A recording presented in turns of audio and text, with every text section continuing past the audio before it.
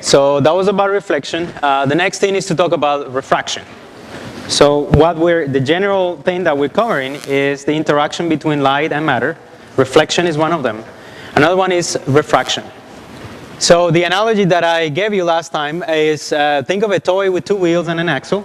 You send this toy coming at an angle to the interface between cement and grass. You can see that this wheel is the first one that is going to make contact with the grass. So that wheel is going to slow down before this wheel slows down. So the distance, say that some time, t, the distance that this one has covered is a little smaller than the distance that this one has covered. As a consequence of that, the two wheels sort of pivot around the wheel that slowed down first. And that gives you a change of direction for this little toy. The same idea is true for waves. When a wave is incident on the interface between two mediums and the velocity of the waves in one medium is different from the velocity of the waves in the other medium, a similar phenomenon is going to happen. In Fizzlets, again from our space, you can all access it. You can find this one. You can use Huygens' principle. Remember, Huygens' principle tells you that you can find out what the propagation of a wave is if you assume that every point in the medium, when the wave arrives, that point becomes the source of spherical or circular waves that start expanding at the moment where the wavefront arrives at that point. So this line of points over here represents the interface between material 1 and material 2. In this, the first one that I'm going to show you, N1 and N2 are the same. So this material has the same index of refraction as this material. So you wouldn't expect to have the wave change direction because the two ends are equal, right? The velocities are equal. So there's the wavefront coming in. As soon as it hits one of these particles in the medium, they start emitting. And as we said, the wavefront propagates along the direction in which the wavelets are overlapping each other. Okay? So just the same direction as before. Now what happens when N2 is bigger than N1? So this index of refraction now is bigger than this index of refraction, which means that the velocity of light is smaller here, slower than the velocity here. Slower velocity here than here. So in the case of the toy, you can tell that it's going to tilt, it's going to pivot that way, right?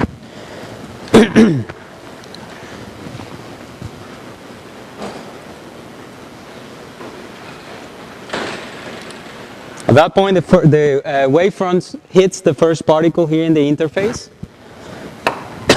Then that particle immediately starts to emit a wavefront, but that wavefront moves slower compared to the velocity in the other medium. So the top of the wavefront is moving pretty fast over here, but this part is moving slow. So that makes this line tilt. Instead of going this way, it makes it go this way.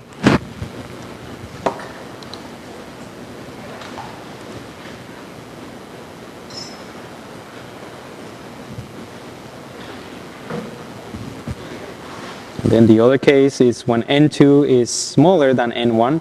So now the speed of light here is faster than here.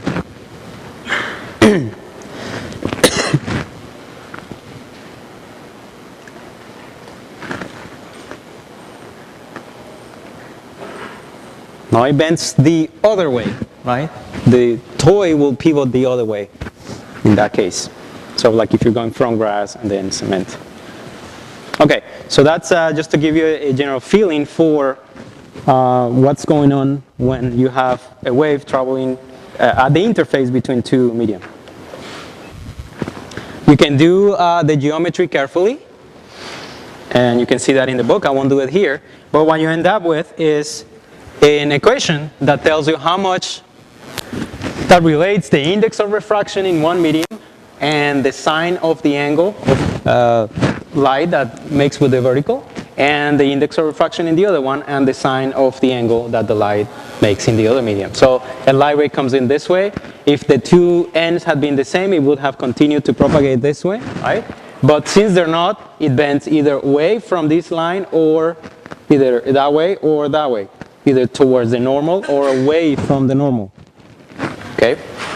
The equation is called Snell's law, and as I said, involves the product of that. Notice that that equation means that the index of refraction in one medium times the sine of the angle is constant. If you have a layer of different mediums, right, and you have light propagating from one to the other, that quantity, n times the sine of the angle, will be the same in that medium as in this medium, as in the next one, as in the next one.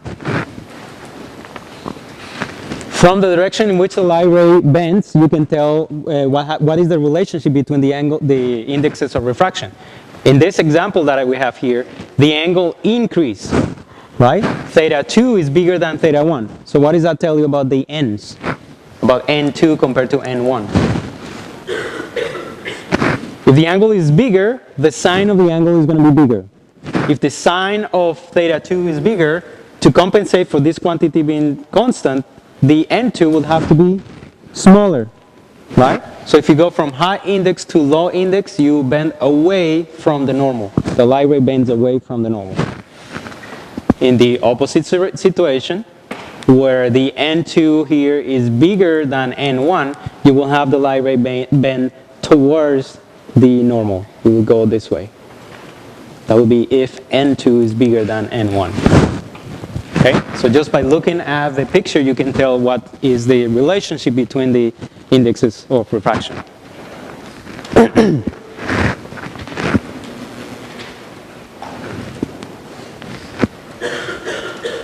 Just as I mentioned before, if you have layers of different materials with different indexes of refraction, and say that you're given some initial angle here, and you're told what the n is, and you have a series of the n's for each layer, you could be asked, what is the angle, for example, at which the light ray exits after it goes through the last layer? And you might be tempted to do Snell's law between this point and that point, and then Snell's law here between this medium and that medium, and then keep going and keep going and keep going. And of course, you'll be wasting your time, because n1 times sine of theta 1 here is equal to n2 sine of theta 2 here, right? This angle with the normal is the same as the angle that this is going to make with the normal. So if you continue this equation layer by layer, you end up with n1 sine of theta 1 equals n6 sine of theta 6. So that's only one thing that you have to do. This equals that, right? That's just an example of a problem where you have to think about the fact that n times the sine of the angle, it's the same in one medium and in the other. Sort of like a conserved quantity, if you want to think about it that way. Suppose that you're a fish under the water, and there's a fly up here.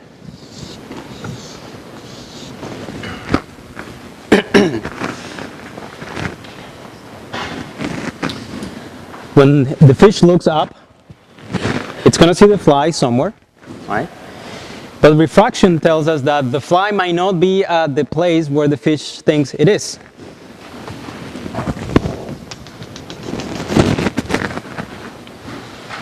Actually, a little bigger, sorry. Gotta get this line right. There, how about there? Okay, so let's see what happens to the light rays coming. This is air, right? That's where flies live, and fish lives in water. So the n here is going to be 1, let's say. Then the n of water here, I don't remember, maybe it's 133 or something like that. I'll just leave it nw, okay? So a light ray coming from the fly. What's going to happen to that light ray according to Snell's law?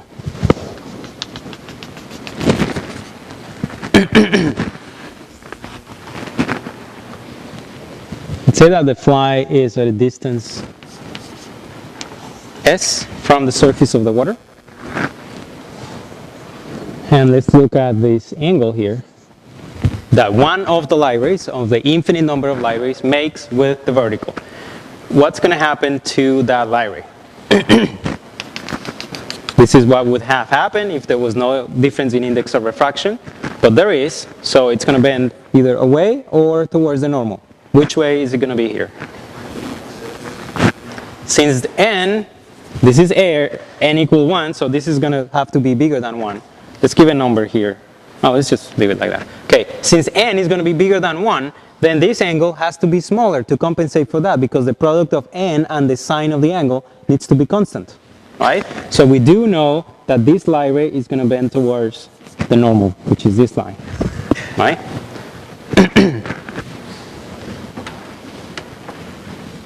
So if you do the same exercise for a different line ray,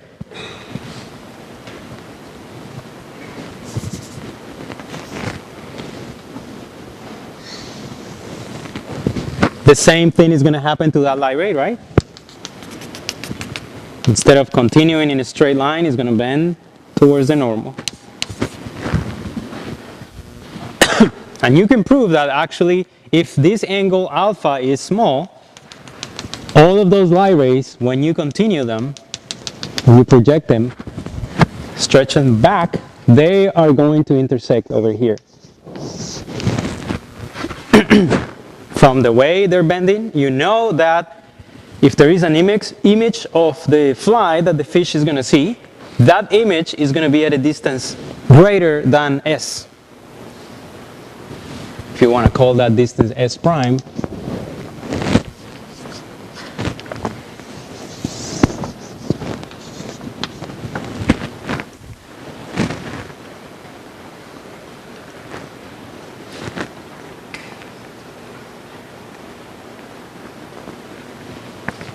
Now, how about we find out the relationship between s prime and s? We already know by doing the line rays, looking at some of them, that s prime is going to be bigger than s. But how much bigger? Start with Snell's law and call the relevant angles here something. So we're already calling this one alpha. So the angle that we use in Snell's law, remember, that is the angle between the vertical or the normal to the surface and the line ray. So this is alpha again.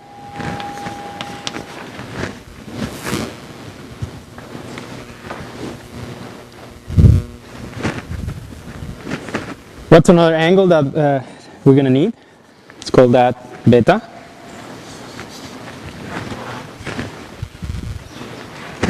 Which is the same as this angle.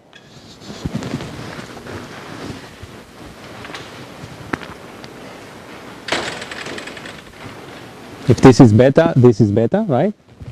Which is the same as this angle over here.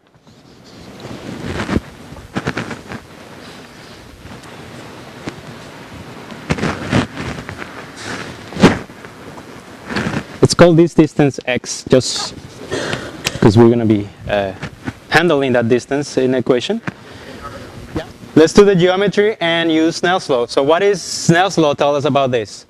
It tells us that n, the index of refraction of air, which is 1, right? So 1 times the sine of the angle of incidence. So we're calling the angle of incidence for this line ray alpha. So sine of alpha should be equal to the index of refraction of this medium. Let's call that n of water, times the sine of the angle that the refracted light ray makes with the vertical. So that's beta.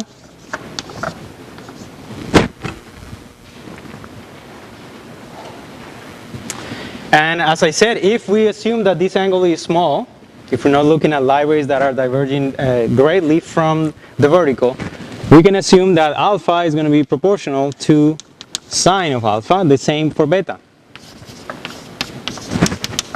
This is called the small angle approximation, right? Which we have used before. So that equation basically is telling us that alpha is going to be equal to n times beta. So this is Snell's law when applied to the case when the angle is small, right? Now let's do the geometry part of this thing. What's the relationship between s and s prime and the angles that they're making? The relationship is going to be through the tangent of the angle. If you look at tangent of alpha should be x divided, the opposite, divided by the adjacent, right? The opposite divided by the adjacent, which is s. If you look at the tangent of beta, we're looking at the same opposite. So beta is now this right angle triangle right here. Maybe I'll do it with this color maybe. That's the triangle that we're looking at. So that right angle triangle has an opposite side, which is x, and it has an adjacent, which is now s prime.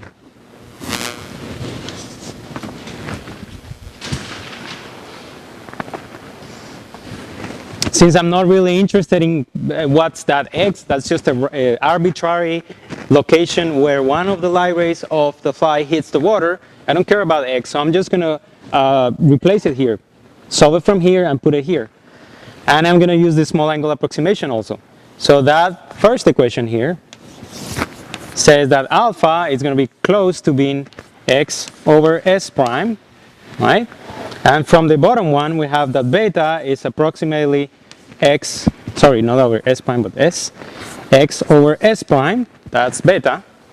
So from here, you get x equals beta, this is in radians, remember, times s prime.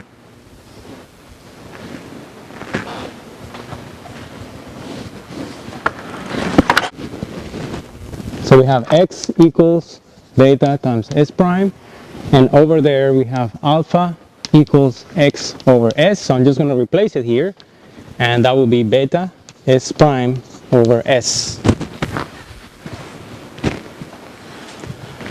This was just from the geometry, right? From the construction there. From Snell's law, we have that other relationship. That n should be n of the water, right? That was the n on the right hand side.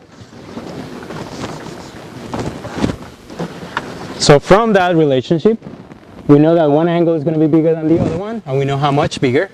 So let's just replace that. Alpha is n of the water times beta. This is from Snell's law. Snell's law here. So nw times beta is alpha, and that should be equal to beta times s prime over s. Beta cancels, and we get s prime equals n of the water times s. So as we have said from the beginning, just by looking at the way the light rays should bend, we already knew that s prime should be bigger than s. And it is actually equal to s times the index of refraction.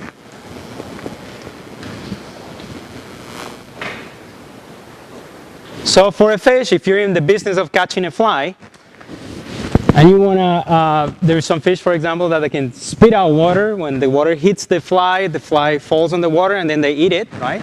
If you want to do that kind of thing, you would probably want to correct for the fact that where you think the fly is not really where it is, right? The fish sees the fly as being at s prime, but where the fly really is at s, okay? So you will have the tendency to aim too high, right? And you want to correct for that, for the refraction on the light rays on water, by aiming a little lower if you are a fish. You can do the same exercise from the point of view of a fisherman trying to catch a fish under the surface of the water. And you'll find that things are opposite now. The fish looks closer to the surface than it actually is. Okay, so you have to aim lower under the surface of the water if you want to catch it. It would be a good exercise. Is that working now? It's a good exercise now to do that. To look at do the same problem, but from the point of view of the light rays that the fisherman sees as coming from the fish.